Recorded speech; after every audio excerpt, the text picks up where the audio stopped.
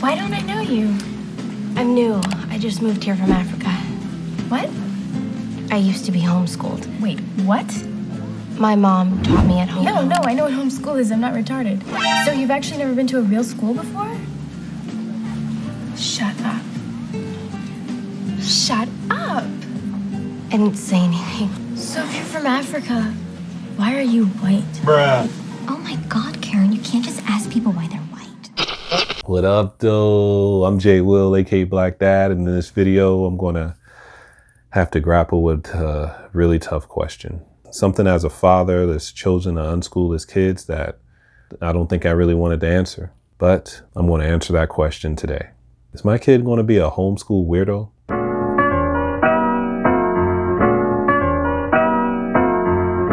Do you think I'm weird? Definitely. No, man, seriously. Am I weird? Yeah, but so what? Everybody's weird. One of the top questions we get asked when we tell people we're going to be homeschooling is, what about socialization? Or if we're speaking to one of our more blunt friends and family, is your kid going to be some kind of unschool weirdo? I think there are a lot of stereotypes when it comes to unschooling, and being a social outcast is one of them. But honestly, this is a big part of the consideration for us because our daughter is so social. She thrives on being around people, and that's been one of the toughest parts of the pandemic so far. If we take our kids out of school, that eliminates the day-to-day interactions with their classmates that offer them that built-in opportunity to socialize. Or does it? We normally think that school is where kids are supposed to socialize. But really, school is a stagnant and controlled environment that reprimands kids for socializing. Trust me, I should know. I was a school teacher that used to reprimand kids for socializing. Think about it. In grade school, your child is in the same room with the same 25 to 30 kids and the same teacher every day. Kids' social interactions are only permitted and facilitated based on the teacher's prompts. But hold on, before we go too far down this road, what is the definition of socialization in the first place? Google says socialization is the activity of mixing socially with others. Others in a school environment is not an accurate reflection of society as a whole.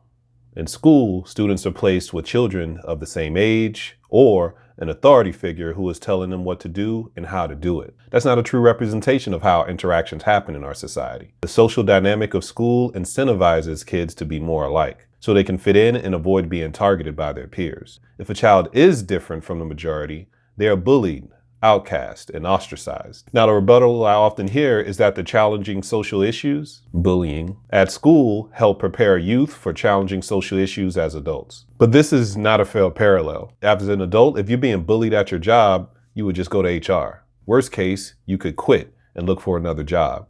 If people are spreading false information about you online, you would report it to authorities and consider serious legal action to immediately cease and desist. At school, if you're being verbally bullied, it's very difficult to mitigate the situation. They could receive a detention perhaps, but you're essentially stuck. And once they've served their hour after school, you have to face them again. And now they're even more upset because you got them into trouble. And if we keeping it real, right now we're only talking about privileged suburban schools. We ain't even talking about some of the stuff that goes on in schools in the hood. So we say that bullying helps build character, yet school admins are doing everything they can to eradicate it, because they recognize how toxic and dangerous bullying can be.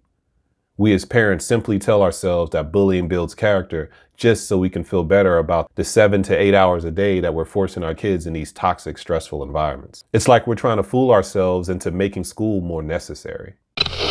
You're not fooling anybody, Bender. Hey guys, glad you're still watching. Make sure you like and subscribe our videos, because if you do, you better do it now, because it's a good time to. Bye! Contrast that socialization permitted at school with homeschooling. Now first, homeschooling is a bit of a misnomer because it makes you feel that you're only being schooled at home. But instead, learning is happening everywhere. The child is not bound to the same room every day with the same people, but instead is exposed to many different people of all ages in many different environments as well. So with that in mind, I'm going to give you 3 different ways in which our kids are socialized. First, we've learned how essential it is to find a good 1 or 2 homeschooling groups. To do this, I ended up having to reactivate my Facebook account. It seems that homeschooling parents mostly use Facebook groups as a way to organize things. So I chose a homeschooling pods with a diverse makeup of boys, girls, different ages. My 2 kids have tended to like the meetups with smaller groups rather than too many kids. Given that we're unschooling, the groups that we choose are more focused to just playing or trying out new experiences. For example, going to a splash pad, a chocolate factory, or a farm, as opposed to more structured co-ops. Particularly with our kids being so young, age 6 and 3, free play without much interference or direction from parents is a really big part of how kids learn and make friends. Additionally, the mixed ages of kids allows our children to socialize in a way that enables them to use their creativity and social skills so that all the kids are involved in a fun time. For example, they may play the floor is lava, and the younger kids are the lava monsters, running around trying to get the bigger kids. Meanwhile, the bigger kids are climbing everything on the playground and sprinting across the floor to another structure to climb. All the kids are having fun because they created an environment that works for everyone's skills, challenging the older kids, but also challenging and engaging the younger ones. This may seem like a silly example, but isn't this precisely what we want from adults? The ability to work together and collaborate? To recognize others' abilities and limitations and to utilize them in a way that can accomplish a goal? I don't think you should be butting in when I'm talking to my team. You're my assistant, okay? You're supposed to back me up and go get me juice boxes when I tell you. Now go get me a juice box. You know who you're talking to? I'm talking to the juice box guy. You're crazy. I'm not crazy. I'm just thirsty. Another way that we infuse socialization in our homeschooling is through extracurricular activities. Sports, gymnastics, etc. Over the summer was a great opportunity to test out camps and activities that our kids were interested in. And on top of making friends at these camps, our kids also came away from camp with a better understanding of a particular activity and a direction as to whether they want to continue to pursue those interests in the future. Our kids then see their teammates on a weekly basis. And of course, friendships naturally blossom.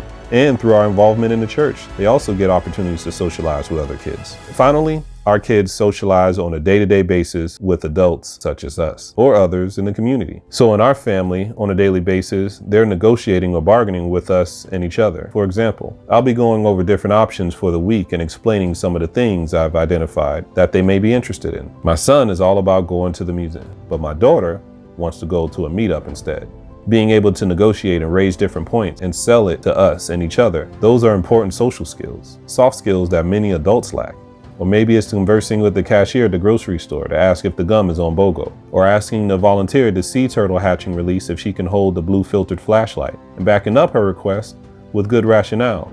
I'm shorter, so I can hold the flashlight lower to the sand so everyone can see it easier. Our kids are also socializing with our extended family on a regular basis. We are blessed to have family locally that are very involved in spending time and taking our kids fishing and boating, etc.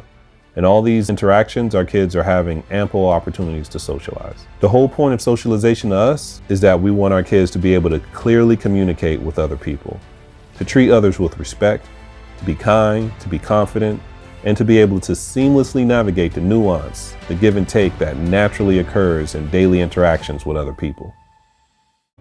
But most importantly, For my kids. to have pride in themselves. I want you to be the very best version of yourself that you can be.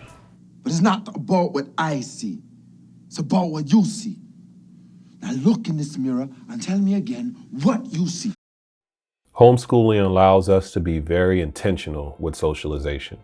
It's not just a secondary byproduct of our flawed education system. We are intentionally placing our kids in a variety of situations in the real world, conversing with different ages, backgrounds, and in different locations. The result is a more dynamic individual who is adaptable and has range in a variety of situations. So although it's understandable that socialization is a concern for a lot of people considering homeschooling, at this stage, I'm not seeing it as a problem.